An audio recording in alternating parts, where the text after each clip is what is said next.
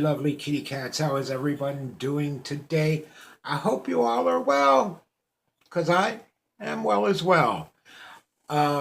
Today is the 9th day of Vlogmas, which means it is December the 9th. Happy birthday to me. Happy birthday to me. Happy birthday, dear me. Happy birthday to me. Is my birthday. December 9th is my birthday. It's been a nice day. I got lots of wonderful happy birthday wishes on Facebook. My wonderful husband wished me a happy birthday, and his mother and father, my in-laws, they also wished me a happy birthday. And one of my good friends, little Miss Amanda, wished me a happy birthday. And she said that she was bringing me a birthday cake, but not till after Wednesday. But that's okay, because we celebrate Bob's birthday all week. Yes, we do. Okay, so tonight, on the 9th day of Vlogmas, I would like to tell you about my top picks for animated Christmas TV specials. And, like I said last night, when I was a kid, we only had 3 channels. I knew nothing of, cable until I was in my 20s. And so as a kid, if you really looked forward to one of those Christmas specials, you had better make sure you watched it that night. Otherwise, you were going to have to wait till next Christmas to see it again, because back then they only came on once. And it was once and done, man. So if you didn't see it, you were out of luck. All right, guys. So,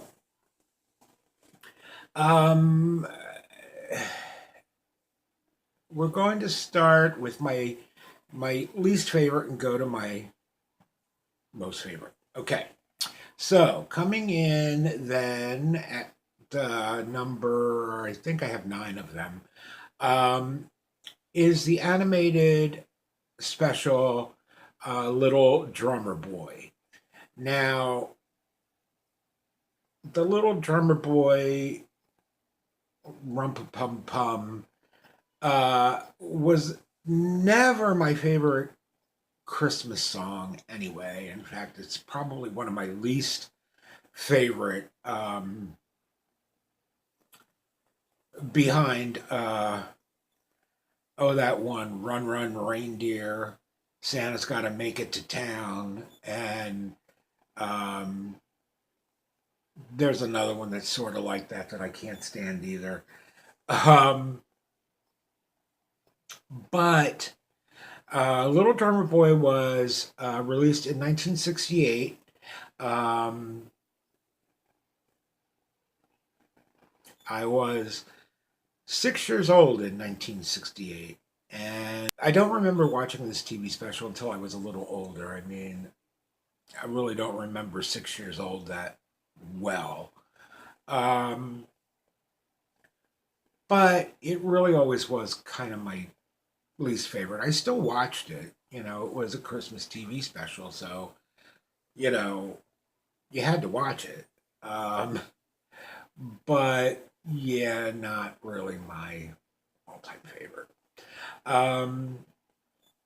Next one would be Year Without a Santa Claus, and that was released in 1974. So I was 12 years old in 1974. So I do remember Year Without a Santa Claus coming out. Also not really one of my one of my favorites. Um, Heat Miser and I don't know what the other Jack Frost or whoever they were fighting. And I don't. Not going to go into the whole thing because again, not one of my favorites, but watched it because it was on. Um, I do, however, love the next one, and the next one is a Flintstones Christmas Carol, and that came out, I believe, in 1994. Um, and I always loved the Flintstones when I was a kid. I always watched the Flintstones every day, and still as an adult, I still like the Flintstones. And of course, I love anything that is based on a Christmas Carol. And the Flintstones Christmas Carol is pretty cute. Fred is starring in the Bedrock Players Christmas play, A Christmas Carol, as Scrooge. And what we find out through the movie is that Fred is actually himself kind of a Scrooge. And of course, in the end, it all comes together and everyone's happy. Because that's the way Christmas stories should end. Happy and everyone's well and all's well that it ends well. Um, so, yeah, Flintstones Christmas Carol. Um, Next one on my list is from 1974, and it was "Twas the Night Before Christmas," the animated version of the story. And we all know the story. Happy Christmas to all, and to all a good night. And sugar plums dancing in my head, and all that. And it's cute. It's a cute little show. Um, for years, and all definitely all through my childhood, Rankin and Bass really ruled the Christmas animated specials, and they did some really really good ones. And "Twas the Night Before Christmas" is one that I always loved. And then we have Frosty the Snowman that was released in 1969. The story of Frosty the Snowman, like the song, Magic Hat brings him to life. He starts to melt. The one little girl, Karen, gets him on a refrigerated boxcar to the North Pole. She goes along. She knows her mother won't mind, and just as long as she's home for dinner. Um, she's gets really cold in the refrigerated boxcar, so they jump the train. Professor Hinkle, who is the magician that originally owned the hat and threw it away, is on a quest to get the hat back. So Professor Hinkle follows them into the woods and tries to get the hat. Um, Frosty and Karen go belly whopping down the hills. They lose Professor Hinkle. They find a beautiful um, greenhouse growing poinsettias. Professor Hinkle traps them in there. And when Santa comes, poor Frosty is all melted. But never fear, because all we need is a good Christmas wind, and Frosty comes back to life. He rides off with Santa to the North Pole, and again, all's well that ends well. Um, Next is Rudolph the Red-Nosed Reindeer, which was released in 1964. Rudolph is more of a stop action um, film as opposed to animated, but I still consider stop action animation. Um, and of course, it tells the story of Rudolph um, hiding his red nose because all the other reindeer used to laugh and call him names till he meets up with a little elf who doesn't fit in either because he doesn't want to make toys. He wants to be a dentist. So they go off out into the world to find their fame and fortune. And they run into Cornelius. And Cornelius is the I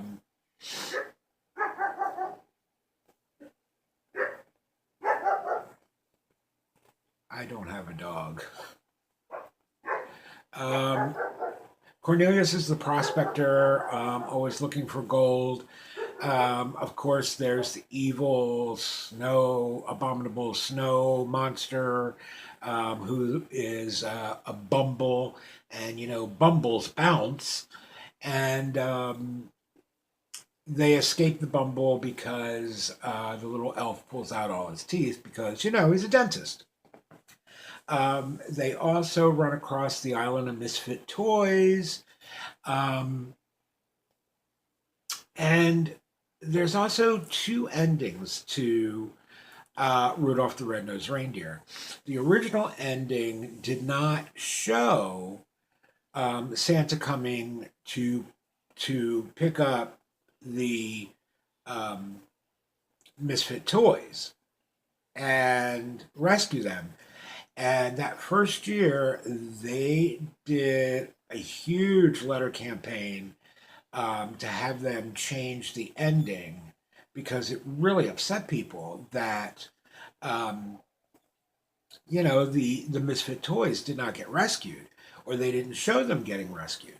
And then the original ending was the elf riding up in the sleigh, pulling out packages from the bag that had the people's names on the package. The credits, were on the packages that they dropped that out of the sleigh. Well, then once they changed the storyline and showed Santa picking up the misfit toys, they changed the ending to the little elf pulling the misfit toys out of the bag, giving them an umbrella, and sending them on their way. So the misfit toys did get rescued and put into the hands of little children who would love them and play with them. So, hooray! Anyway, um, next on my list, and this was hard, my top three. Um, which one to put in second and third? But I finally decided that in third place would be A Charlie Brown Christmas. Um, who doesn't love Charlie Brown? Poor Charlie Brown. Um, and who hasn't, kind of felt like Charlie Brown at times growing up? I know I could always relate to Charlie Brown. Of course, he comes back with the little Christmas tree, and they all laugh at him, and he takes it and puts a ornament on it, and it falls over, leans over, and he thinks he's killed it. And then all the kids come out and decorate up the tree, and it's beautiful, and they all sing at the end. And of course, who can forget Linus reciting the real meaning of Christmas? If you are, especially my age, and you've watched a Charlie Brown Christmas, you've probably watched it every single year since you were a kid. And if you can't recite word for word Linus's little speech about the true meaning of Christmas, shame on you. And I can, but I'm not going to waste video time because it's already 16 minutes long. The next one is Santa Claus is Coming to Town, 1970. Also a stop action cartoon. Mickey Rooney voices Kris Kringle. And it really is the story of how Santa Claus came to be. At least one version of how Santa Claus came to be. And the toy makers, the little Kringles, and of course, who can forget, Burgermeister Meisterburger, who did not like toys and outlawed them in the town. Cute. It's just cute, and it's done so well. It really is. And of course, Winter Warlock. Mr. Warlock, Winter, please. How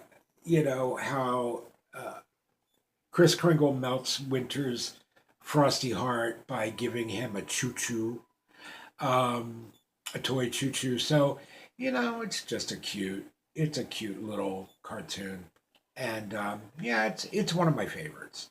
Of course, my top favorite from 1966, and I said this in probably 3 or 4 previous videos, so you know what is my top pick, and it would be The Grinch Who Stole Christmas, the little half-hour animated version of The Grinch Who Stole Christmas.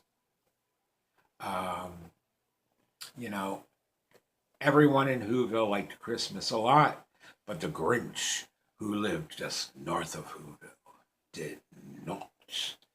In fact, he hated Christmas, the whole Christmas season. Don't ask why. No one quite knows the reason. Could be that his shoes were too tight. Could be his head wasn't screwed on just right. But I think the most likely reason of all was that his heart was 2 sizes too small. So, make sure your heart is not like the Grinch, and let the love flow. Okay, guys, so that is my top cartoon, animated, holiday TV special picks. So I hope you enjoyed the video. I'm sorry I keep getting these up so late. It's like I made day 8 of Vlogmas yesterday afternoon, and I just couldn't get it to upload. It would upload, and then the Wi-Fi went out. Then the Wi-Fi came back, and it started to upload again, and then it kicked me out. And then it was time to go to bed, and it was uploading, and I thought, well, I'll just lay here until it uploads, and then I'll, post it. Fell asleep. So I'm sorry that day 8 of Vlogmas did not get up until day 9 of Vlogmas, but hopefully day 9 of Vlogmas will not get up. Will get up before the 10th day of Vlogmas. So wish me luck. All right, guys. So I love you. I love you all. Take care. Until tomorrow. Be happy, be healthy, be safe. You know not to. Don't do it. I'll see you guys tomorrow. Bye-bye.